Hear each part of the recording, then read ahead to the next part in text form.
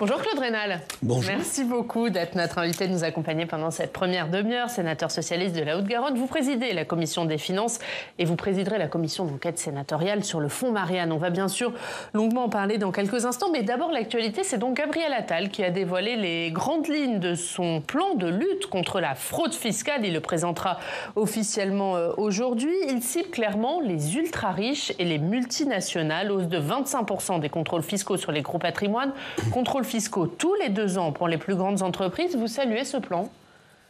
Mais écoutez, tout plan contre la fraude, de manière générale, qu'elle soit fiscale, qu'elle soit douanière, éventuellement pour une toute petite part sociale. D'ailleurs, j'observe que le ministre ne met plus l'accent sur la fraude sociale. Je pense qu'il a compris que ce n'était pas là qu'était l'enjeu financier. Fin mai, il a dit. Il présentera ses mesures fin mai de lutte contre la fraude sociale. Voilà, pour vous, c'est bien que ce soit dissocié ? Oui, enfin, tout ça, si vous voulez. Il y a la fraude fiscale, il y a la fraude douanière. Voilà. Et marginalement, il y a des éléments à regarder sur la fraude sociale. Voilà. Donc, pour vous, c'est marginal, la fraude sociale ? Évidemment. Pas en montant, en tout cas. Voilà. Dans l'esprit des gens, ça compte, comme toutes les fraudes, de manière générale. Donc, un plan contre les fraudes, de manière générale, c'est un plan utile s'il atteint ses objectifs. Il y a eu déjà des améliorations dans les dernières années, il faut le reconnaître. Donc, on peut aller encore plus loin, tant mieux. Quand il dit chaque fraude est grave, mais celle des plus puissants est impardonnable, c'est bien qu'il tienne ce genre de discours pour vous ? Oui, je pense qu'il y a un fond qui est tout à fait vrai. Je pense que quand on est ultra riche, quand on a des multinationales qui font d'énormes bénéfices, chercher à rogner la participation finalement au financement commun de la société, je crois que ça peut être dénoncé, oui, dans ces termes. Pour les fraudeurs les plus graves, Gabriel Attal dit qu'il réfléchit à une sanction d'indignité fiscale et civique, privation de réduction d'impôts, droit de vote, privation temporaire du droit de vote, et il veut que les condamnations pour fraude fiscale s'accompagnent de travaux d'intérêt général. Il dit en plus de payer son amende, le gros fraudeur fiscal ira repeindre le centre des impôts. Ce sont des bonnes mesures. Écoutez, le ministre parle avec ses mots et avec ses exemples, voilà. Mais des travaux d'intérêt généraux pour des grands patrons industriels, j'attends de voir si par exemple des grands patrons industriels étaient touchés, bien entendu.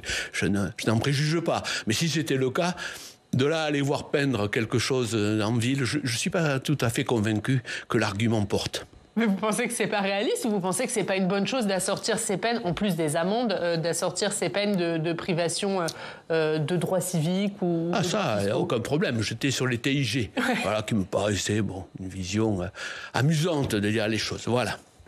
L'autre sujet, c'est Emmanuel Macron qui a rendu hommage à Jean Moulin et à la Résistance hier à la prison de Montluc à Lyon, où des milliers de personnes ont manifesté à Lyon, mais gardé à bonne distance du chef de l'État. C'était important pour vous de manifester le 8 mai, jour où Emmanuel Macron célébrait la Résistance ? D'abord, le sujet vient du président de la République. Partout où il va, il crée effectivement un problème, d'une certaine façon. Il ne peut plus se déplacer comme il le souhaiterait, comme il le voudrait. Et s'il y a cette situation, c'est d'abord de son fait. C'est-à-dire qu'une incapacité, finalement, à gérer des politiques publiques en s'entourant des avis, en faisant participer la population, en faisant accepter ces mesures et en travaillant avec les syndicats. Voilà, ne nous trompons pas de sujet. C'est ça le sujet. Mais ça veut dire quoi ? Que le problème, c'est Emmanuel Macron, qu'il est isolé, qu'il ne peut plus réformer, selon vous ? Enfin, pour l'instant, c'est ce qu'il montre, en tout cas, puisque nous n'avons pas un agenda législatif considérable au Sénat, en tout cas actuellement, alors que nous pourrions avoir quelques textes. Elisabeth Borne va recevoir les syndicats la semaine prochaine. Il faut tourner la page de la réforme des retraites pour vous ? Alors, tourner la page, c'est pas le bon mot. Ce qui est sûr, c'est que j'approuve la position des syndicats. Les syndicats, ils ont un rôle général et permanent de représentants des salariés et ils doivent, c'est leur fonction, négocier. Alors négocier dans les entreprises d'abord et puis éventuellement négocier de nouveaux avantages ou de nouvelles propositions avec le gouvernement. C'est leur rôle. Et donc à un moment donné, il faut bien qu'ils retrouvent leur rôle naturel. Ça n'enlève rien, me semble-t-il, à la défiance qui aujourd'hui est posée. Les syndicats qui appellent les parlementaires à voter la loi d'abrogation le 8 juin prochain à l'Assemblée, loi d'abrogation de la retraite à 64 ans, est-ce que ça c'est leur rôle ? Il y a toujours, piètement entre le politique et le syndical. Chacun essaie de rester dans son rôle, mais en même temps, on est sur un sujet qui est majeur. Les syndicats font valoir leur position. Ils disent, si on était à l'Assemblée, après tout, à l'Assemblée, on a des représentants du peuple. Ça pourrait être aussi des représentants syndicaux. D'ailleurs, il y en a eu et il y en a peut-être actuellement à l'Assemblée nationale. Et donc, bon, voilà, c'est un message. Mais après, la décision appartient bien sûr aux parlementaires. Vous souhaitez que ce texte, si toutefois il est voté le 8 juin à l'Assemblée, vous pensez qu'il sera voté d'ailleurs ? Très sincèrement, je n'en sais rien. Je vais le regarder, je le souhaite. Et pour vous, s'il est voté, il faut qu'il soit repris rapidement au Sénat ? Bien sûr, c'est la logique même des institutions. Par le groupe socialiste ? Mais par exemple, mais je pense que les groupes de gauche, en tout cas, se saisiront de cette opportunité si elle est posée. En plus des manifestations à Lyon, il y a une action qui a fait un petit peu polémique hier devant le siège de Renaissance, le parti de la majorité présidentielle. Des militants de la CGT et des membres de la France Insoumise ont manifesté avec des mots repris par un conseiller régional insoumis d'Île-de-France. Louis XVI, on l'a décapité, Macron, on peut recommencer. Est-ce que vous condamnez ces propos ? Écoutez, aujourd'hui, avec les tweets, avec les réseaux sociaux, on a tout de suite, on vous déverse sans arrêt des phrases qui, sans être sorties de leur contexte, en tout cas peuvent apparaître par elles-mêmes choquantes. Voilà. Bon, c'est ainsi. Je pense que ce type de propos, il s'en est tenu de tout temps. Simplement, à l'époque, il n'y avait pas les réseaux sociaux. Il n'y avait pas les réseaux sociaux pour le envoyer, c'est une image. Bon, c'est une question de réseaux sociaux, c'est pas un appel à la violence pour vous ? Non. De dire ça ? Non. Vous ne le voyez pas comme ça ? Ou alors, vous allez nous dire comment de la Révolution française, il y avait des appels à la violence, c'est insupportable. Mais donc, que cette Révolution française, finalement, a fait que le roi n'est plus là. On fête la Révolution. Bon, voyez, bon. Raison gardée en toute circonstance. Voilà. On va parler de l'actualité du Sénat. Et votre commission des finances va donc se constituer en commission d'enquête sur le fonds Marianne. On fait le point sur ce dossier avec notre journaliste parlementaire Alex Poussin. Bonjour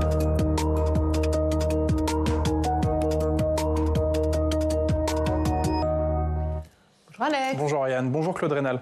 Bonjour. Et Alex, cette semaine, le Sénat va donc lancer sa commission d'enquête sur l'affaire du fonds Marianne. Déjà, rappelez-nous en quoi consiste cette affaire. Alors, le fonds Marianne est un fonds gouvernemental lancé en 2021 après l'assassinat de Samuel Paty. L'objectif de ce fonds, c'était de promouvoir des contenus sur Internet pour lutter contre la radicalisation. Ce fonds Marianne, il était doté de 2,5 millions d'euros. 17 associations ont été sélectionnées et en ont bénéficié, mais plusieurs enquêtes journalistiques ont montré que l'argent de ce fonds Marianne avait été mal utilisé, notamment par deux associations qui sont mises en cause. D'abord, l'Union des sociétés d'éducation physique et de préparation militaire qui a reçu 355 000 euros. 120 000 euros ont servi à salarier ses dirigeants et les contenus publiés par cette association ont été très peu consultés sur Internet. L'autre association qui est mise en cause s'appelle Reconstruire le commun. Elle a touché 300 000 euros grâce au fonds Marianne et elle a publié des vidéos à caractère politique pendant la campagne présidentielle, notamment contre la candidate Anne Hidalgo. La semaine dernière, le parquet national financier a ouvert une information judiciaire pour détournement de fonds publics, prise illégale d'intérêt et abus de confiance. Et le Sénat s'apprête donc à voter en faveur d'une commission d'enquête sur cette affaire. Écoutez celui qui en sera le rapporteur, le sénateur Jean-François Husson. Écoutez-le sur le travail que va mener cette commission d'enquête. Nous avons besoin de comprendre de quelle manière, à l'issue d'un événement dramatique, je le rappelle, l'assassinat barbare de Samuel Paty, le gouvernement, par la voix d'une ministre, avait pris des décisions en créant un fonds Marianne. Aujourd'hui, certaines informations ont été rendues publiques, et notamment sur l'utilisation de ces fonds. Eh bien, nous allons procéder de manière, je le dis, méthodique, objective, sereine. Voilà, un état d'esprit serein pour la commission des finances qui aura normalement les pouvoirs d'une commission d'enquête. Et l'une des questions qui sera posée, ce sera la responsabilité de la ministre qui a créé et piloté ce fonds Marianne, à savoir Marlène Schiappa, quand elle était ministre en charge de la citoyenneté. Marlène Schiappa qui actuellement se défend contre les accusations de certains adversaires politiques, accusations de favoritisme envers certaines associations. Écoutez-la, elle était sur notre plateau il y a 2 semaines. Je veux démentir aussi quelque chose qui a été dit. notamment par certains responsables et les filles, qui ont dit que j'avais donné de l'argent à mes amis, qu'il y avait du copinage ou du favoritisme. Je ne suis amie avec aucun lauréat du fonds Marianne, aucun, pas un n'est mon proche, ni personnellement, ni associé, ni que sais-je, contrairement à ce que j'ai lu. Eux-mêmes l'ont démenti. Mais après, vous voyez à quel point ces accusations sont difficiles à démentir. La commission d'enquête du Sénat devrait commencer ses travaux à la fin du mois de mai et aura 3 mois pour rendre ses conclusions. Claude Raynal, au vu des documents que vous avez pu consulter, notamment en tant que président de la commission des finances, quelles questions se posent selon vous avant le début des travaux de la commission d'enquête ? Alors, je parlerai des questions et je parlerai de la procédure, si vous le voulez bien. Alors, au niveau des questions, les choses sont assez simples. Y a-t-il eu... C'est notre rôle, détournement d'argent public, oui, non. Est-ce qu'il y a eu des fautes dans le suivi de cette opération, ou du laxisme, du laisser-aller? Il faut le définir. Qui en est le responsable? Comment les associations, au départ, avaient-elles été choisies? Sur quels critères? Nous n'avons pas de grille de critères. Voilà les questions très simples qui se posent, qui vont permettre, en avançant, de se faire une vision. Mais je voudrais insister sur le deuxième point, qui est le point de procédure, car le point que vous avez indiqué sur cette commission d'enquête, c'est un point à date. Et il faut bien regarder comment les choses se déroulent. D'ailleurs, je l'avais extrêmement bien précisé. J'avais fait une proposition suite à la réception de documents que j'avais demandés sur le fonds Marianne, à l'issue de quoi la commission des finances, à l'unanimité, a voté pour une mission d'information susceptible de se transformer en mission d'enquête après 2 réunions, l'une de la commission des lois qui regarde la recevabilité et une autre de la conférence des présidents du Sénat qui décide. Donc nous en sommes là et nous aurons ce soir la conférence des présidents et demain la commission des lois. Et donc tant que ces 2 commissions ne sont pas prononcées, je ne me prononce pas sur le lancement de la commission d'enquête. Pourquoi ? Il y a un peu de suspense à partir du moment où tout le monde est d'accord. Non, pour vous, ça peut encore se transformer en commission d'enquête ? Il y a un élément nouveau. C'est la saisine... L'ouverture d'enquête par le parquet national financier. Et la question qui est là, c'est que vous savez que 2 pouvoirs ne peuvent pas s'occuper de la même affaire. Donc si le judiciaire, par le parquet national financier, soulève une série de questions, un certain nombre de sujets qui sont de nature, finalement, à bloquer la commission d'enquête, celle-ci ne s'ouvrira pas, au moins tant que le PNF travaille. Voilà, donc il y a un sujet encore qui est sur la table pour la délimitation, mais ça avait été, chaque fois qu'il y a une commission d'enquête, il y a un sujet, toujours avec le pénal. Le pénal l'emporte, si je puis dire, sur les commissions d'enquête parlementaire. Donc si le PNF, si nous considérons au niveau du Sénat, et de manière tout à fait en droit, si je puis dire. En droit, si nous considérons que nous n'avons plus les moyens d'avancer parce que la façon dont le PNF traite les accusations est de nature à nous bloquer, eh bien, ça sera bloqué au moins le temps que le PNF fasse son travail. Nous le saurons mercredi. Mais c'est votre avis? Est-ce que vous pensez que l'ouverture de cette enquête par le PNF va affaiblir votre commission d'enquête parlementaire? Il y a un risque. Il y a un risque, mais qu'il faut lever. Donc, il y a un courrier qui a été envoyé par mon collègue président de la commission des lois à la chancellerie, de manière à bien préciser les choses. Mais il y a des soupçons de détournement de fonds publics. Très bien. Abus de confiance, prise illégale d'intérêt. Très bien. Ce sont des sujets, de toute façon, que nous aurions mis en exergue, mais pas traités. Il revient effectivement au juge de dire le droit là-dessus et éventuellement de prononcer des sanctions. Mais par contre, il y a un autre sujet qui est complexe, c'est le détournement par négligence de fonds publics. Alors, le détournement par négligence de fonds publics, est-ce que ça va jusqu'à le contrôle de toute la chaîne préalable avant, si vous voulez, la désignation des associations? À ce moment-là, eh bien, ça nous priverait quasiment de moyens d'action. C'est le débat que nous aurons ce soir au au Sénat. Donc, il n'y a pas un sujet... c'est sans surprise côté Sénat. Il y avait un accord à 100% pour faire... Politiquement, en tout cas, c'est sans surprise. Tout le monde est d'accord. Politiquement, tout le monde est d'accord. Mais il y a un sujet technique, si je puis dire, avec le PNF. Et justement, le point qui pourrait intéresser votre enquête parlementaire, c'est cette négligence, selon vous. Au vu des premiers documents que vous avez pu consulter, il y a eu un manque de contrôle, de suivi, peut-être même de rigueur dans la sélection des associations ?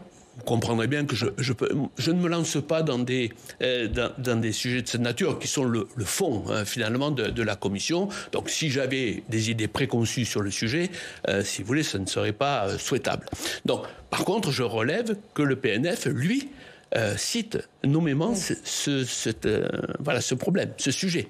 Donc, dès l'instant où il le cite, ça veut déjà dire que tout ce que nous avons dit jusqu'ici se révèle exact. Sinon, le PNF ne se saisirait pas du fonds Marianne. Mais juste pour qu'on soit bien clair, Claude Raynal, est-ce que vous dites, au vu de l'ouverture de cette enquête par le PNF, il vaut peut-être mieux qu'on attende avant de faire cette commission d'enquête pour que notre travail soit plus efficace, ou est-ce que vous pensez que vous pourrez réussir à mener un travail efficace en parallèle ? Est-ce que ce n'est pas le bon moment, finalement, d'ouvrir cette commission d'enquête pour vous ? Moi, je pense tout à fait qu'il aurait été plutôt souhaitable d'avoir en un mois et demi au final, avant l'été, d'avoir les conclusions de la commission d'enquête sénatoriale avant que le PNF ouvre sa propre enquête de nature donc judiciaire, qui sont deux choses à la fois concomitantes et à la fois séparées sur les objectifs. C'est pas de même nature. On peut tout à fait, d'ailleurs, commettre une faute sur un des aspects et pas sur l'autre. C'est-à-dire, on peut tout à fait dire la commission d'enquête pourrait, par exemple, montrer des dysfonctionnements d'une chaîne de décision sans que, pour autant, ça soit de nature judiciaire. Voyez ? Donc, si vous me demandez mon avis, j'aurais souhaité que nous passions en premier. Je l'espère encore, nous allons en débattre et nous verrons comment on doit comprendre cette ouverture, cette information judiciaire. Sur les vidéos à caractère politique qui ont été publiées par l'une des associations pendant la campagne présidentielle, ça peut rester dans votre champ d'investigation ? Pour l'instant, tout est cité quasiment par le PNF. Donc, je n'en préjuge pas. La commission des lois doit se prononcer. Nous verrons bien. Je lui fais confiance pour dire les choses telles qu'elles sont en lien avec la chancellerie. Et peut-être une dernière question sur Marlène Schiappa, vu qu'elle est mise en cause par cette affaire et qu'elle est actuellement ministre en charge du secteur associatif. Est-ce qu'elle peut rester en poste ? Ça ne m'appartient pas de dire, de prononcer voilà. La ministre est mise en cause à un titre aujourd'hui, c'est en tant que ayant créé le fonds, d'une part, et au titre de sa direction, de son administration. Voilà où nous en sommes aujourd'hui, et il ne m'appartient pas d'aller au-delà pour l'instant. Si la commission d'enquête se met en place, c'est elle que vous auditionnerez en premier, Marlène Schiappa ? Je ne crois pas. Qui d'abord ? Je ne crois pas. Je pense que c'est d'abord le secrétaire général qui est en charge finalement du fonds Marianne, voilà, administrativement, et qui doit nous dire d'abord ce qui s'est passé. Voilà. Et Marlène Schiappa, à quelle échéance ? Plutôt vers la fin.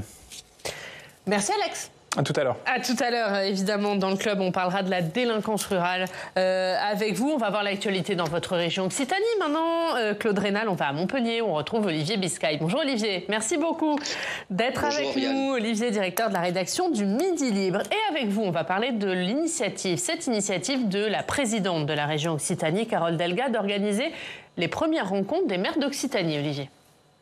Oui, les premières rencontres d'Occitanie en 2 temps.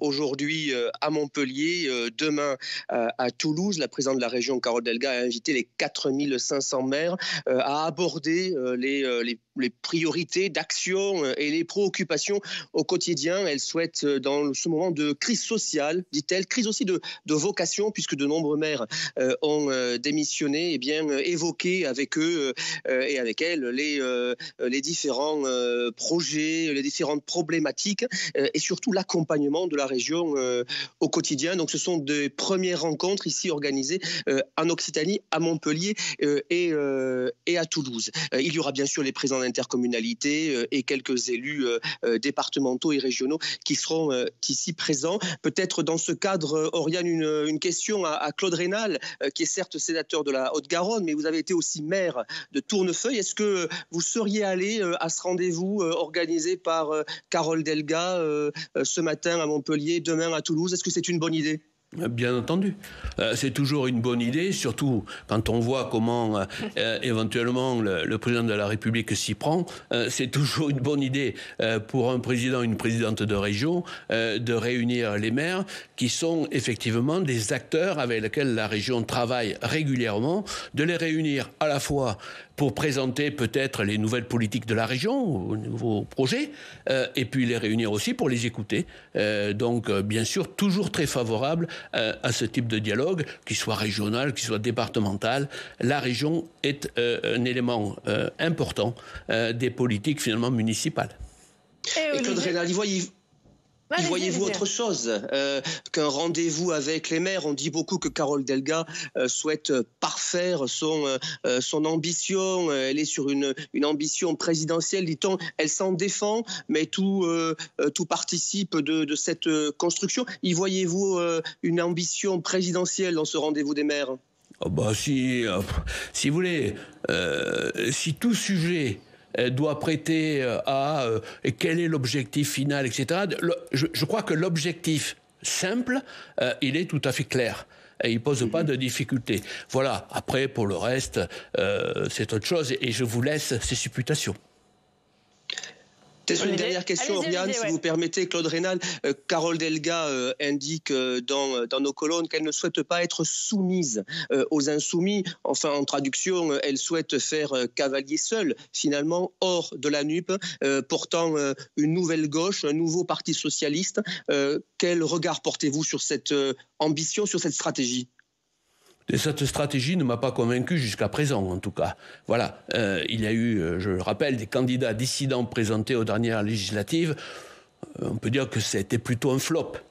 Et que ce n'est pas la méthode qu'il fallait choisir à ce moment-là. Donc, sauf pour Martine Froger, dans votre région. Sauf pour Martine Froger, dans votre région. Ça n'a pas été un flop. Non, c'est autre chose. D'abord, c'est entre deux listes de gauche. Donc le sujet à l'époque, c'était pas entre deux listes de gauche. C'était entre un candidat de gauche et le Rassemblement national. Rappelons les choses comme elles sont. Donc entre deux listes de gauche qui est un choix par les citoyens, très bien. Bon, voilà, ça reste une personnalité de gauche qui est élue. Voilà. Donc ça, c'est différent. Non, à l'époque, c'était un enjeu qui était majeur. C'était la lutte contre le Rassemblement national. Et chez nous, le Rassemblement national, vous le savez, a marqué des points avec beaucoup d'élus par rapport à ce qu'il y avait traditionnellement dans cette région. Et donc, je pense que dans ces moments-là, il faut faire, comme elle dirait d'ailleurs elle-même, il faut faire Pâques. Faire Pâques, faire cohérence, mais pour autant, elle a des points de désaccord majeurs avec Olivier Faure et avec certains dirigeants du Parti socialiste. Elle a probablement raison, selon vous, de porter une autre voie, et puis on verra en 2027, c'est ce que vous dites aussi ? Non, écoutez, tout militant socialiste... moi, je suis au Parti socialiste depuis 40 ans. J'ai toujours été, j'ai très souvent été minoritaire. J'étais rocardien dans un espace mitterrandiste. J'aime autant vous dire que c'était un peu plus violent à l'époque. Donc, qu'il y ait des positions et des nuances différentes, bien entendu, elles doivent s'exprimer. Bien entendu, et à la suite de ça, il faut trouver des stratégies communes et avancer ensemble. Elles peuvent continuer à cohabiter au sein du PS, ces deux lignes qui sont si différentes ? mais elles ont toujours existé. Je vous rappelais, alors peut-être c'est un peu ancien maintenant, mais le rocardisme contre le mitterrandisme, ce qu'on appelait la première gauche contre la deuxième gauche rocardienne, j'aime autant vous dire qu'il y a des documents épais comme jusqu'au plafond qui montrent les différences qu'il y avait avec nous ou avec d'autres, avec Jean-Pierre Chevènement. On avait des débats extrêmement durs, mais sur le fond. Et donc, ce qui compte aujourd'hui, c'est plus NUPES, pas NUPES, etc. C'est de définir des éléments de fond qui parlent à nos électeurs et qui répondent aux angoisses des électeurs en France. Voilà le sujet. Merci Olivier. Un mot sur votre une. Olivier, la une du Midi Libre aujourd'hui, c'est Michel Cordès. Roland Marcy, pour beaucoup de Français, à la une du Midi Libre, Olivier. Oui, absolument. Roland Marcy, Michel Corde, qui vivait à Grabels et qui s'est suicidé en fin de semaine. On est revenu avec les habitants, les citoyens, les associations qui l'ont bien connu et qui racontent leur Roland Marcy. Et c'est à lire aujourd'hui dans le Midi Libre. Merci beaucoup, Olivier Biscay. Merci d'avoir été avec nous et merci, Claude Raynal, d'avoir été notre invité pendant cette première demi-heure.